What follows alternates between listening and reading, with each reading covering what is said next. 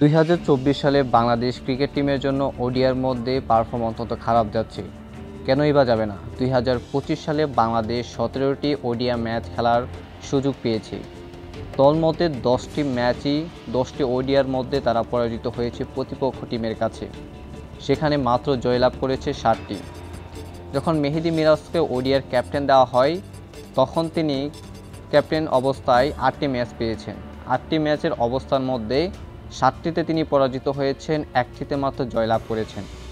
রীতিমতো বাংলাদেশের প্রিয় একটা ফরম্যাট ওডিআই। সেই ওডিআই ফরম্যাটের মধ্যে বাংলাদেশের বেহাল এক অবস্থা।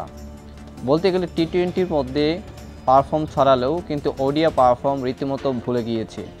সেখানে বিগত 5টা ওডিআই ম্যাচের মধ্যে তারা অল আউট হয়ে গিয়েছে, যার ফলে অন্তত চিন্তার বাজ ফেলছে বাংলাদেশি ক্রিকেট বোর্ডের উপর। কারণ হচ্ছে ব্যাটিং বিপর্যয় প্রতিটা ফর্মের মধ্যে দেখা গিয়েছে, যার ফলে বাংলাদেশকে অবশ্যই ওডিআই ফর্মেট, তাদের প্রিয় ফর্ম্যাটে ফিরতে হলে তাদের ব্যাটিং পজিশনকে আবার স্ট্রং করতে হবে।